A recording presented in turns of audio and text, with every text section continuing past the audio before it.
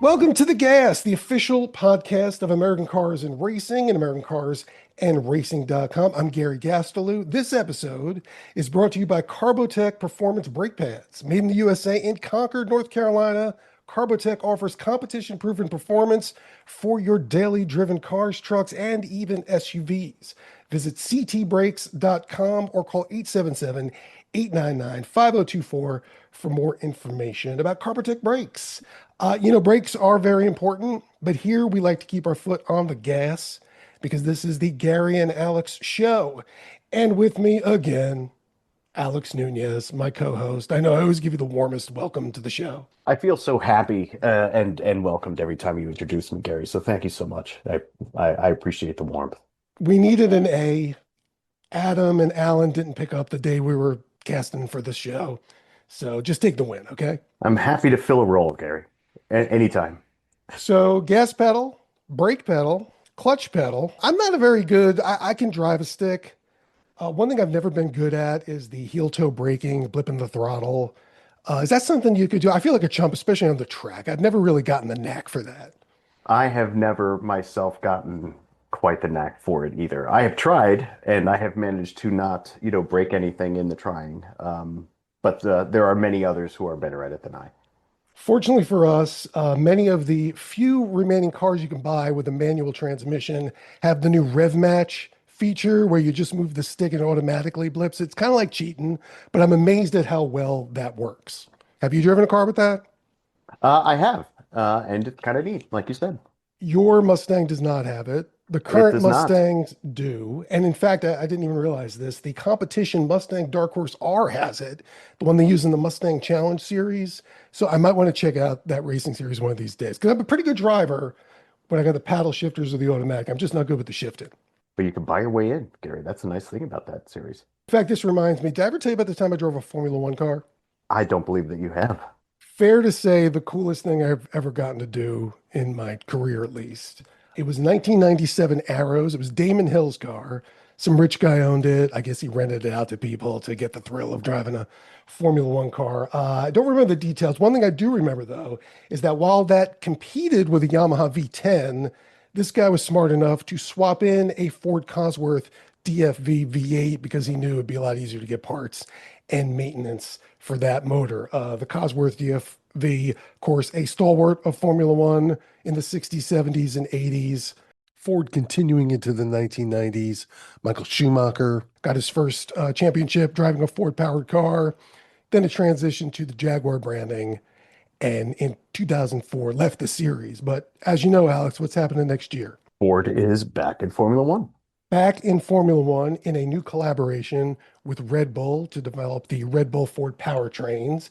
And with us now to talk about that and everything else Ford's got going on, and it's got a lot going on next year, is the global director of Ford Racing himself, Mark Rushbrook, who I give a very warm welcome to the show. How you doing, Mark? I'm doing great, guys. Thanks for having me. Busiest time you've ever had in your career right now, especially with Formula One on top of NASCAR and NHRA and IMSA and everything else you guys do? It always seems like it's pretty busy around here, but it is busier than ever with Formula One, a hypercar program, off-road racing, Dakar, King of the Hammers, Baja. There's a lot of things going on with our racing, but our performance cars as well. You just changed the name of your group from Ford Performance to Ford Racing. Why exactly did you do that?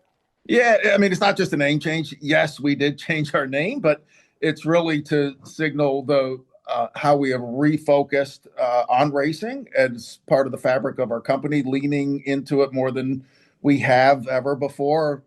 Ford Racing goes back 125 years to October 10th, 1901, with Henry Ford winning a race in sweepstakes. That led to the formation of this company. But now, as we lean so heavily into racing, but inside of our team here in Ford Racing, it is a combined engineering team that works on all the racing, but also works on all of our Ford Racing performance vehicles for the street, for customers to drive down the road, park in their garage, park in their driveway, all of our Raptors, all of our high performance Mustangs that we have as well. So it's all one team doing all of that work. You've got a big season kickoff event planned for Detroit, January 15th, day after my birthday, by the way. You've done this event the last couple of years in Charlotte. Why are you bringing it to Detroit? Why the homecoming for this year? Yeah, I mean, it's exciting what we've done with that launch. It's gotten bigger each year, and now coming into our third year, we really wanted to bring it to our hometown. We are America's race team. We wanted to bring it here, celebrate with our local dealers, with our Ford employees, but especially in partnership with Red Bull as we re-enter Formula One together with them. It was important for them to be in this market, and we just wanted to bring everything to home, really shine the spotlight on Ford Motor Company here in front of our neighbors and our employees. You announced this collaboration with Red Bull back in 2023. A total coincidence that they are, in fact, the company that bought Jaguar Racing from Ford back in 2004, right? That's right. In fact, it's the same buildings over there. It's the Stewart building that used to be when it was Stewart Grand Prix, and then Jaguar Racing, and ultimately now Red Bull Racing, Oracle Red Bull Racing. But it's a great partnership. And like a lot of people are saying, we're coming back to Formula One in 2026. I actually believe that we came back to Formula One in 2023 when we signed that agreement, because we've been working very hard for these last 3 years with Red Bull on the new power unit, the hybrid powertrain that will be in the race car starting next year. So I feel like we've been back in for 3 years already, but anxious to get on the track in 2026 with Red Bull as our partner. First of all, next year, all new power units.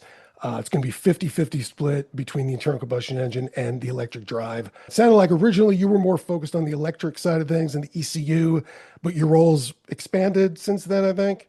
Yeah, very, very much so. So the 2026 regulations in total were very good for us in terms of the increased emphasis on the electrification of the V6 turbo hybrid power unit, all new cars, taking weight out of the cars, and the commitment of the sport to go to net zero for carbon by 2030 as well. So it made a lot of sense to come in.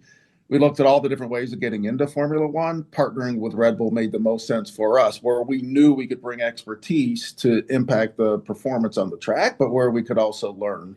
That initial emphasis, exactly like you said, was on the electric side of the powertrain, the inverter, the battery cell chemistry, the battery pack itself, the software, the calibration of all of that. But as we started into this technical partnership with Red Bull, we found there were so many more areas where we could contribute and learn, and it's only expanded from there.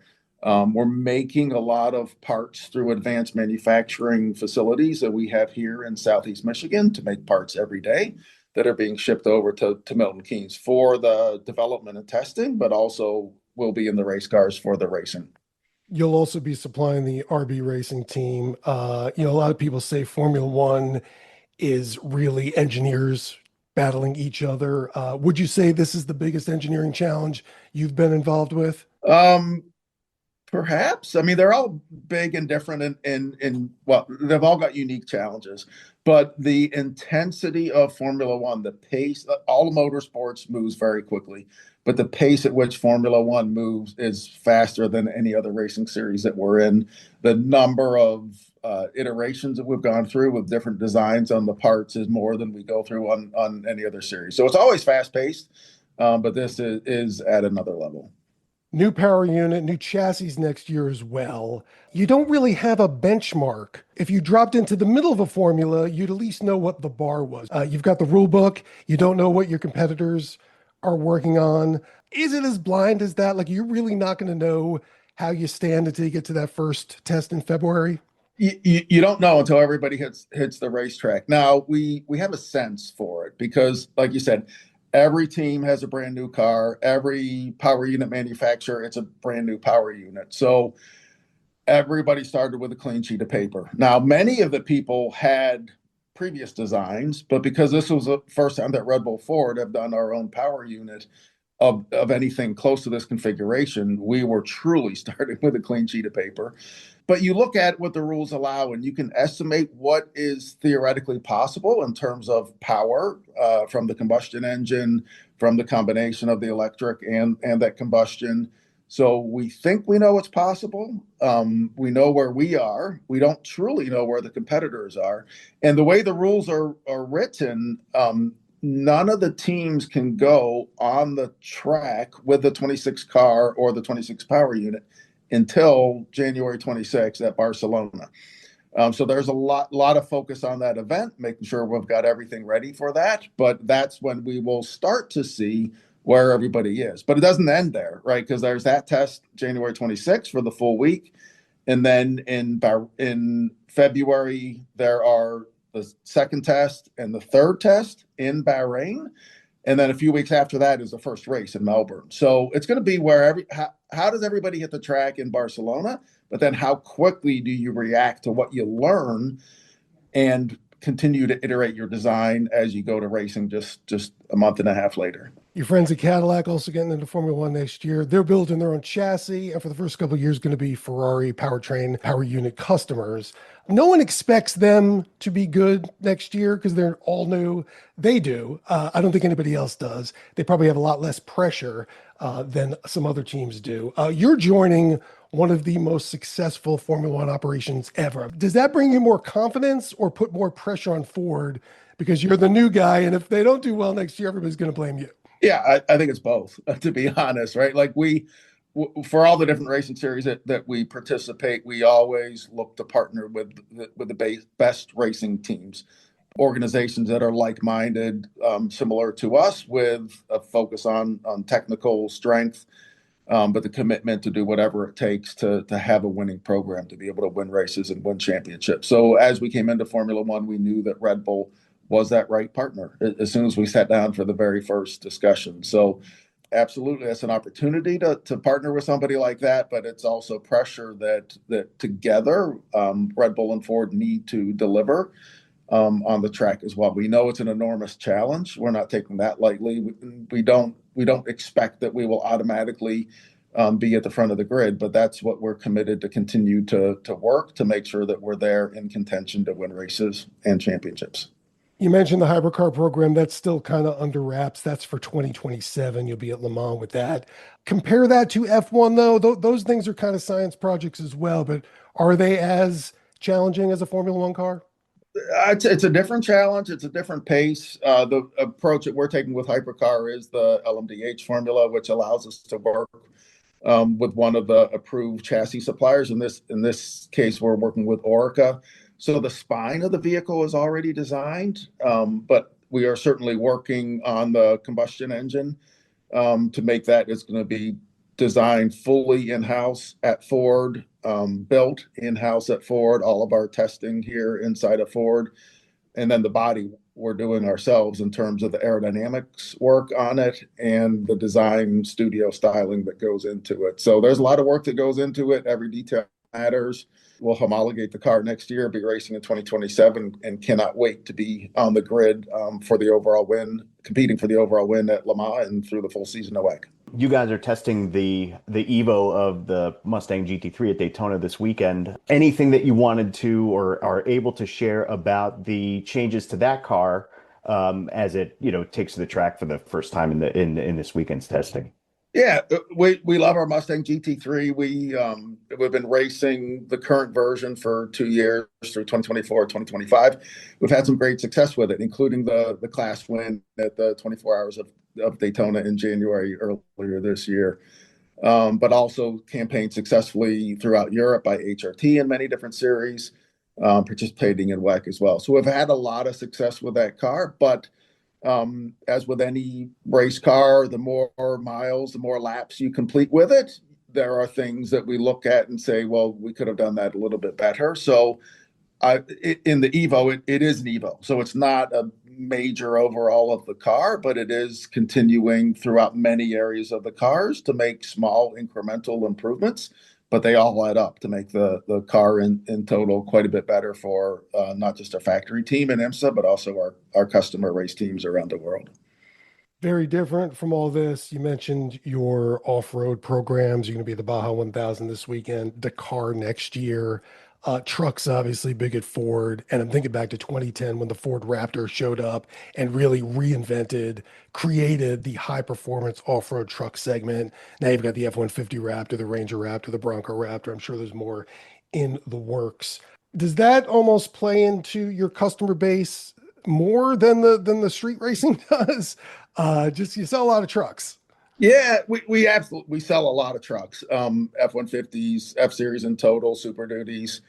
and all around the world with Ranger as well. The different series serve different purposes. Like Formula One is great for overall Ford in terms of the brand and who we are as a company, our products, our people, and it really allows us to speak to the Formula One fan base in a way that we can show who we are, authentic to racing.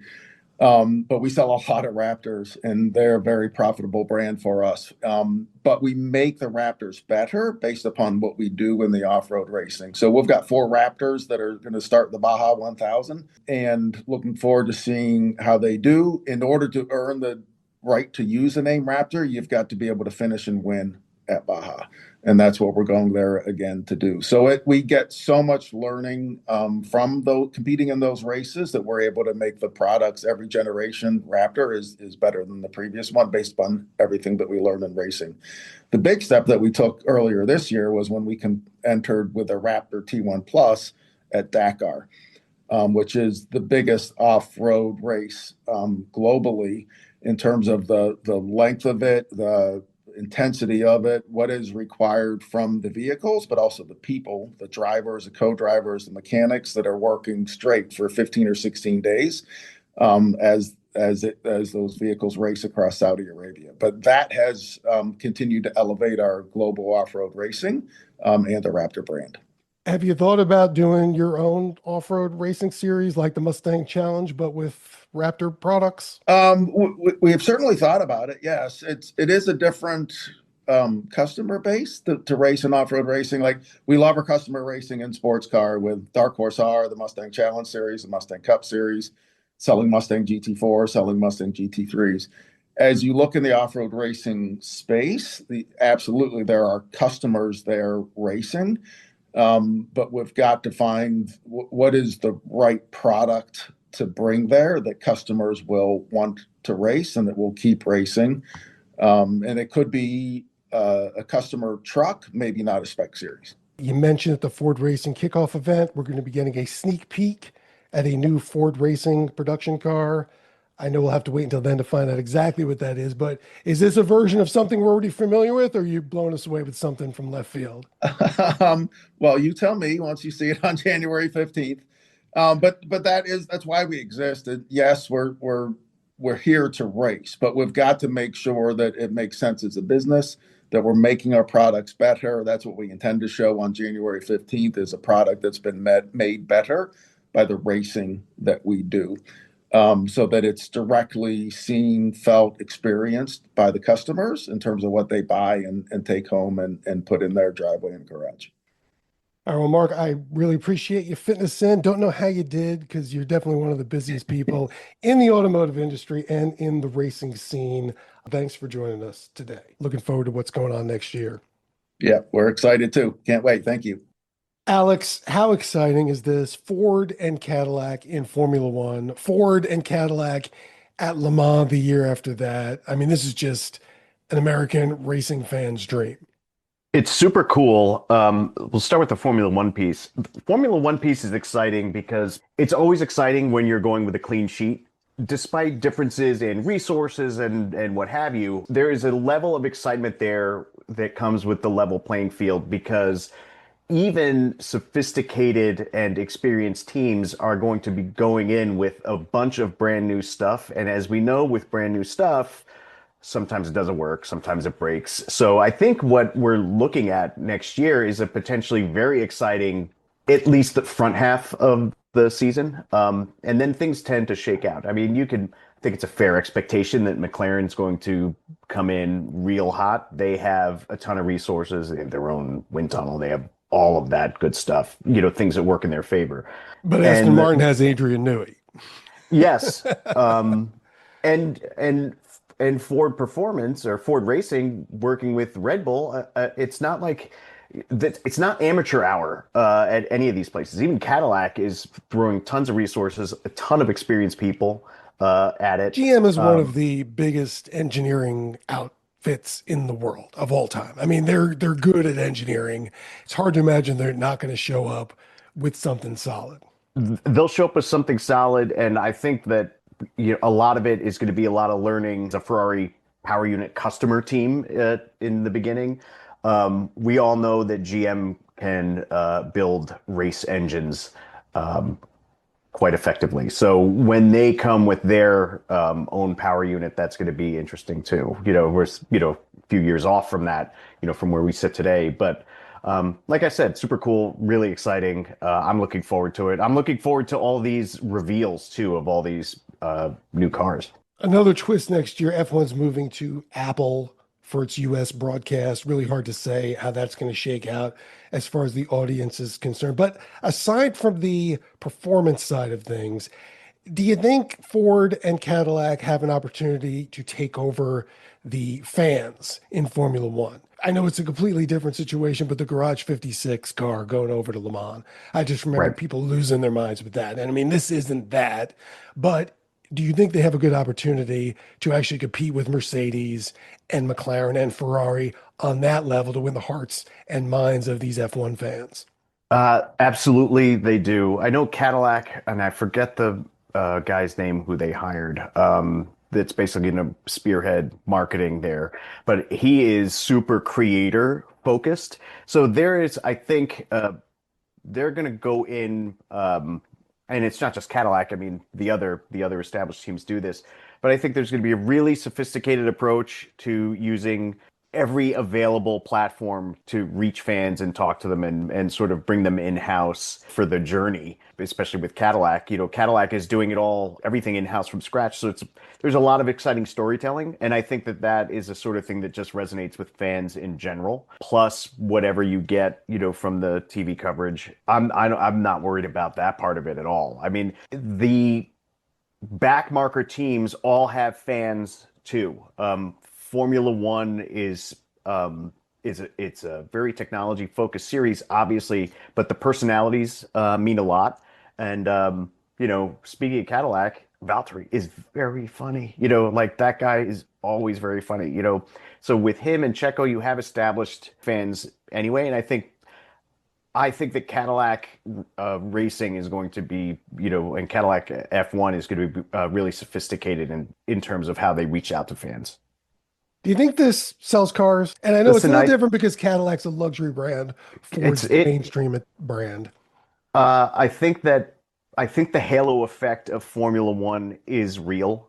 I think that Cadillac benefits and Ford benefits from being in it. The same way, I mean, it's funny. We talk about Cadillac. Cadillac gets talked about a lot. Ford, obviously, we're talking about a lot today. Just having Mark on, you almost forget that Audi is also the other newcomer, coming into this party. So, like I said, a lot of exciting stuff, like interesting storytelling. I'm a comms guy, so I live for that stuff. I think it's gonna be cool. I think the racing's gonna be good. I'm excited for this like more compact car. It's gonna be. I think it'll be great. I'm really looking forward to seeing all of this stuff once this season is in the books. If nothing else, the merch should be off the hook. I was looking on the Adidas website today, and they have a new Bad Bunny with Adidas with Mercedes F1 collection. Yes, like You a want to talk about a collab, crossover right there? a collab within a collab, right? Yeah, no, it's not going to stop. It's just going to get wilder. Just so happens the last couple of weeks, I've been testing a couple of products from these brands. I had the Cadillac Escalade V and I had the Lincoln Navigator Black Label. Lincoln's certainly not a performance brand these days, but that's going to be competing more against Cadillac. And I did find this interesting. Lincoln is doing the quiet flight thing, all about pure luxury, Right. whereas Cadillac's got the V Series in everything it makes now. Even the electric cars are getting the V Series. They really are hot on that. And they do the luxury cars as well. But these were an interesting contrast, I thought. Navigator Black Label, the one I had, $130,000, which right off the bat for a Lincoln is pretty wild. I would not have seen Yeah. that coming 5 years ago, let alone with an SUV. But this thing, 440 horsepower, turbocharged V6. Probably the most interesting feature in this is that it has a built-in spa experience. It's got the 48-inch digital display across the dashboard, and you hit a button, reclines the seats, turns the massage on, starts playing music, and then there's a person coaching you through a meditation It's amazing. session. Sounds like Miss Casey from Severance.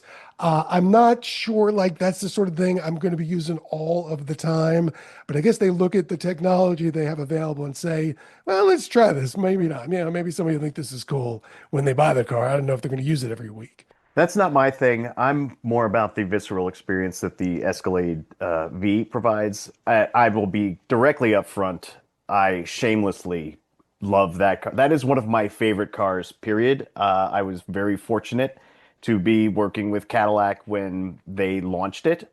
This current version, the refreshed version, is even cooler. It's got a lot of tech that's frankly, trickled down from Escalade IQ. I mean, if you ever needed proof that Escalade IQ is considered that flagship, there it's you see it in these updated Escalades where a lot of the stuff is really from there, from the interior experience to the 24-inch wheels that you get on it. But it is insane that a Cadillac Escalade is able to move the way that the Escalade V does. It is a testament to that engineering team. That car is incredible, and it's not just the standard length one. The ESV is just as nuts.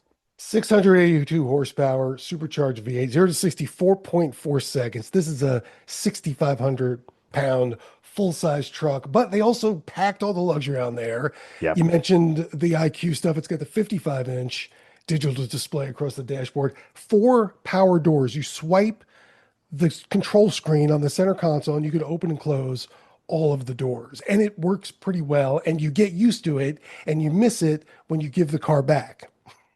Yes, and you talked about the Lincoln's price point. The Escalade V is what yours was as tested 180. 170. Well, as Okay. tested, probably closer to 180. Yeah. And should mention that when it launched in 2023, this was a $150,000 vehicle.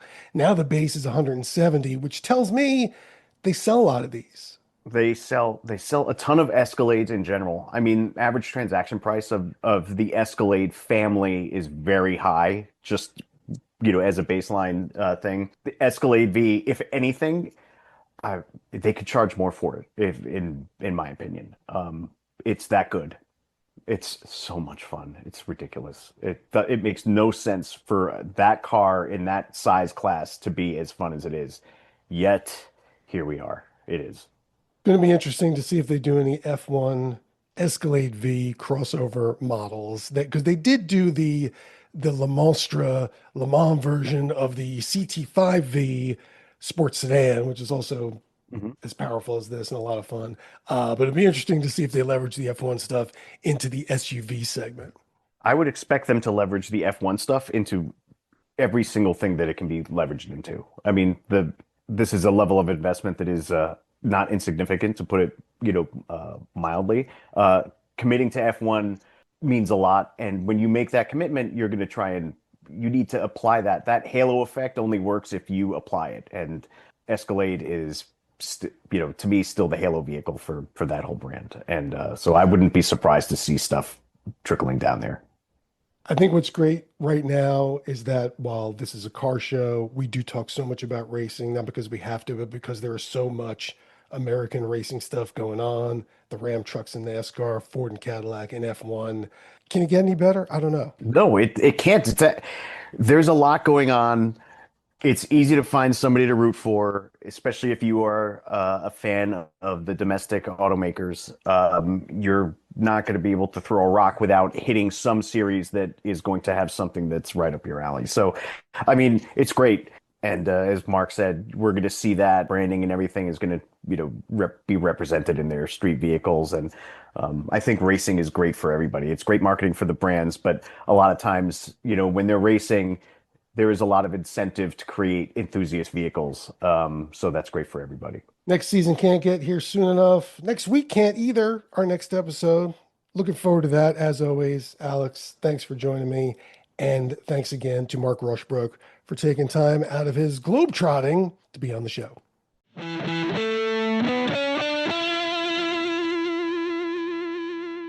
The Gas is a production of A Car Media and American Cars and Racing.com.